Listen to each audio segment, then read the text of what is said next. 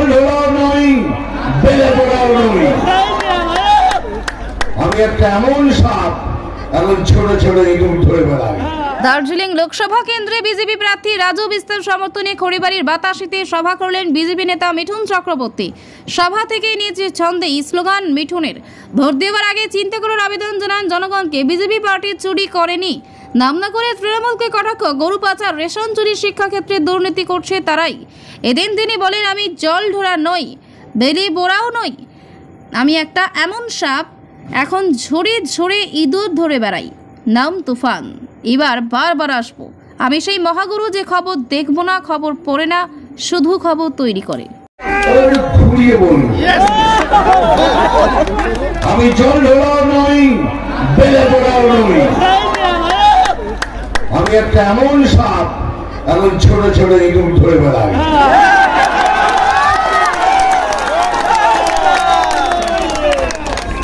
মারবো এখানে, বলবো না, আমি বলবো চিমটি কাটবো এখানে, আর লাল পিঁপড়ের মতো লাল হবে এখানে সেখানে থেকে। নাম তুফান, বছরে এক আধবার আসি, এইবার বারবার আসবো। এই ভাই বোনদের সাথে দেখা করার জন্য আবার আসবো।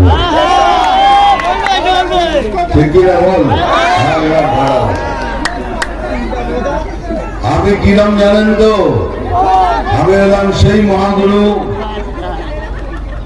যে নিউজ দেখে না, খবর দেখে না, খবর পড়ে না, শুধু খবর তৈরি করে।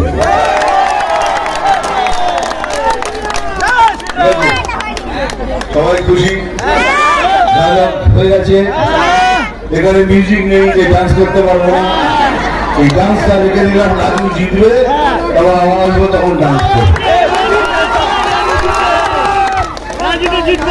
আমার যত ভাই বোন দূরে আছে সবাইকে হাত তুলে আশীর্বাদ করছি, ভালোবাসা দিচ্ছি, ভালো থাকবেন। রাজুকে ভোট দিয়ে জেতান, আপনাদের মঙ্গল হবে, কারণ রাজু ওরকমই ছেলে। ঠিক আছে, মনে রাখবে তো? চল একবার আমার সাথে বলুন, দেখুন এই 22 তারিখে না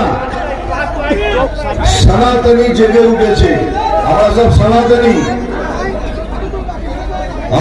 আমাদের ধর্ম সনাতন ধর্ম, হাজার হাজার বছর পুরনো ধর্ম। তো गर्व से कहिए कि हम सनातनी हैं।